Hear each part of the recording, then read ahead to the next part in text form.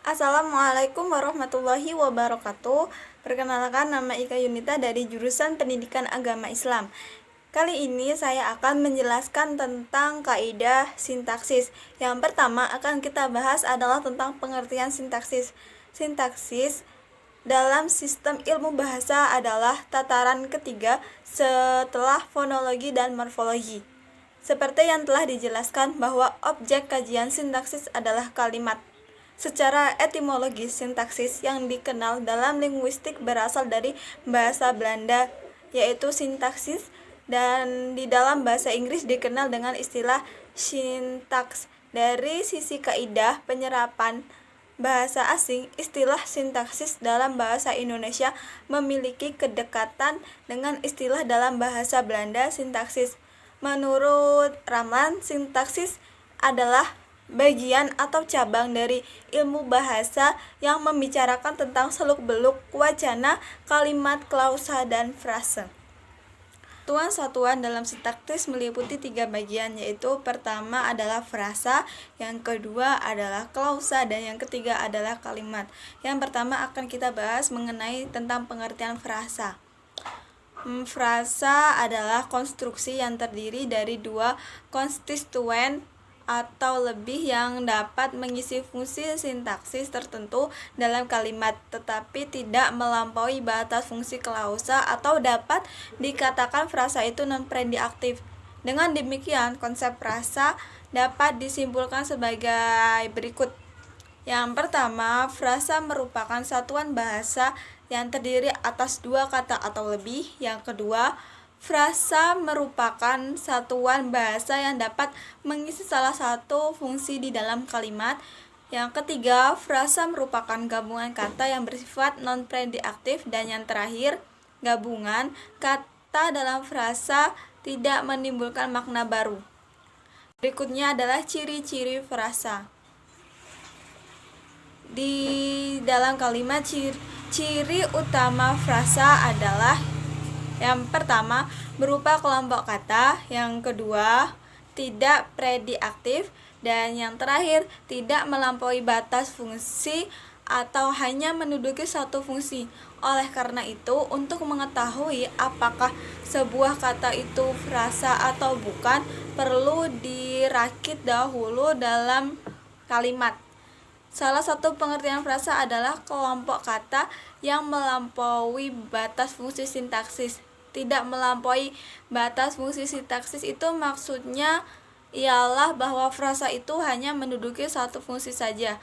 Artinya, frasa itu menduduki fungsi subjek saja, atau menduduki fungsi predikat saja, atau bahkan menduduki fungsi objek, atau menduduki fungsi komplement saja, atau menduduki fungsi keterangan saja. Yang berikutnya, jenis-jenis frasa berdasarkan distribusinya dalam kalimat. Yang pertama ada frasa endosentris, adalah dapat dibedakan menjadi 3 golongan, yaitu yang pertama frasa endosentris koordinatif, yang kedua frasa endosentris atributif, dan yang ketiga frasa endostrensis apositif. Yang berikutnya, frasa endosentris koordinatif. Frasa ini terdiri atas unsur-unsur yang setara. Kesetaraannya ini dapat ditentukan oleh kemungkinannya unsur-unsur itu dihubungkan dengan konjungsi. Dan berikutnya adalah frasa endosentris koordinatif. Frasa ini terdiri atas unsur-unsur yang setara. Kesetaraannya ini dapat ditentukan oleh kemungkinannya unsur-unsur itu dihubungkan dengan konjungsi atau yang lainnya. Selanjutnya, frasa endosentris atributif terdiri atas unsur-unsur yang tidak setara. Salah satu unsurnya adalah yang merupakan unsur pusat dari unsur lainnya merupakan atribut. Oleh karena itu, unsur-unsurnya tidak dapat dihubungkan dengan konjungsi dan konjungsi atau. Berikutnya frasa endosentris apositif. Frasa ini terdiri atas unsur-unsur, salah satu unsurnya merupakan unsur pusat dan unsur lainnya merupakan unsur aposisi. Berikutnya jenis frasa berdasarkan kategori. Yang pertama ada frasa nomina. Frasa nomina adalah frasa yang memiliki distribusi sama dengan kata nominal, atau dapat pula dikatakan bahwa unsur pusat frasa nominal berdistributif dengan kelas kata nominal atau kata benda. Selanjutnya frasa verbal. Frasa verbal adalah frasa yang memiliki distributif sama dengan kata kerja, atau dapat pula dikatakan bahwa unsur pusat frasa verbal berdistributif dengan kelas kata verbal atau kata kerja. Yang selanjutnya adalah frasa adjektival. Adalah frasa yang memiliki distributif yang sama dengan kata sifat, atau dapat pula dikatakan bahwa unsur pusat frasa adjektival berdistribusi dengan kelas kata adjektival. Selanjutnya adalah frasa numeral. Yang berikutnya yang terakhir ada frasa preposisional.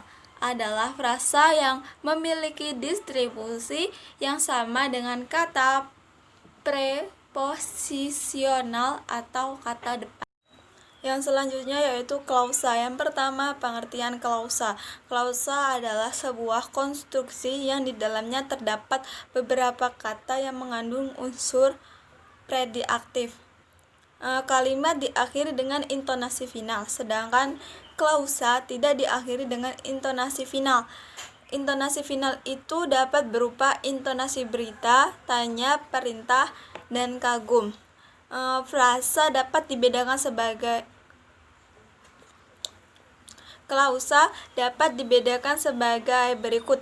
Yang pertama, klausa kalimat majemuk setara.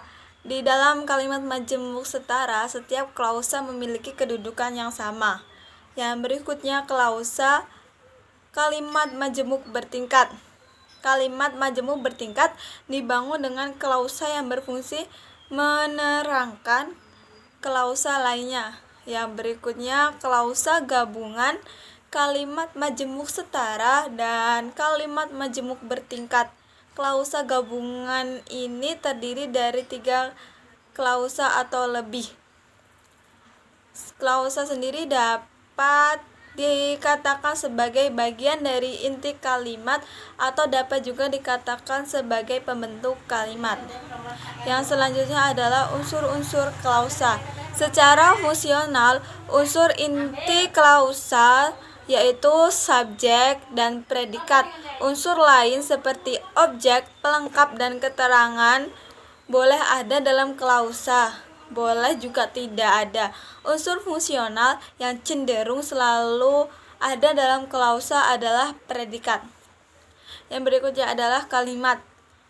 Pengertian kalimat itu sendiri adalah satuan bahasa terkecil yang merupakan kesatuan pikiran.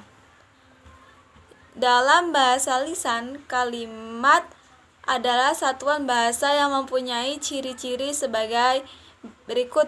Yang pertama, satuan bahasa yang terbentuk atas gabungan kata dengan kata, gabungan kata dengan frasa, gabungan frasa dengan frasa yang minimal berupa sebuah klausa bebas yang minimal mengandung 1 subjek dan 1 predikat.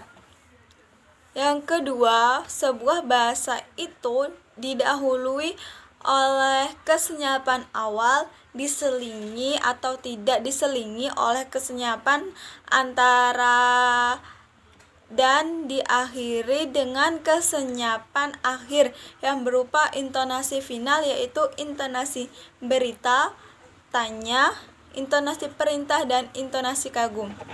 Dalam wujud tulisan berhuruf Latin, kalimat dimulai dengan huruf kapital dan diakhiri dengan tanda titik, tanda tanya, tanda seru, serta sementara itu Di dalamnya disertakan pula berbagai tanda baca seperti tanda koma, tanda titik dua, tanda pisah, dan spasi.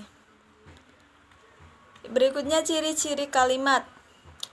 Yang pertama, dalam bahasa lisan diawali dengan kesenyapan dan diakhiri dengan kesenyapan. Dalam bahasa tulis diawali dengan huruf kapital dan diakhiri dengan tanda titik, tanda tanya, dan tanda seru.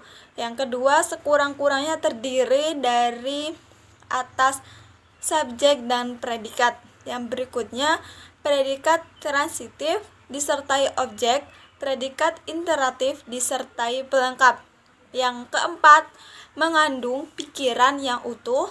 Dan kelima, mengandung urutan logis setiap kata atau kelompok kata yang mengandung fungsi subjek, predikat, objek, dan keterangan disusun dalam satu menurut fungsinya. Yang terakhir yaitu mengandung susunan makna, ide, atau pesan yang jelas. Jenis-jenis kalimat. Yang pertama, dari segi bentuk, kalimat dapat dikelompokkan atas dua jenis, yaitu kalimat tunggal dan kalimat majemuk. Kalimat tunggal dapat dibedakan menjadi kalimat nominal, kalimat verbal, kalimat adjektiva, kalimat preposisional. Selain itu, kalimat tunggal dilihat dari maknanya dapat dikelompokkan menjadi 4 macam, yaitu kalimat berita, kalimat tanya, kalimat perintah, dan kalimat seru. Yang selanjutnya adalah kalimat majemuk. Kalimat majemuk adalah kalimat yang di dalamnya terdapat lebih dari satu pola kalimat. Misalnya subjek predikat plus subjek predikat objek, atau kalimat yang di dalamnya terdapat induk kalimat diterangkan dan anak kalimat yang menerangkan. Jadi kesimpulannya dapat diambil adalah sintaksis adalah cabang linguistik yang membahas tentang struktur internal kalimat, sehingga yang menjadi wilayah kajian sintaksis adalah berupa frasa, klausa, dan kalimat. Frasa adalah gabungan dua kata atau lebih yang bersifat non-predicatif. Selanjutnya, klausa adalah sebuah konstruksi yang di dalamnya terdapat beberapa kata yang mendukung unsur predicatif. Kalimat adalah intonasi final akhir satuan bahasa itu. Kalimat diakhiri dengan intonasi final, sedangkan klausa tidak diakhiri dengan intonasi final. Sedangkan kalimat itu sendiri adalah satuan bahasa terkecil yang merupakan kesatuan pikiran. Cukup sekian dari saya. Kurang lebihnya saya mohon maaf. Saya akhiri. Wassalamualaikum warahmatullahi wabarakatuh.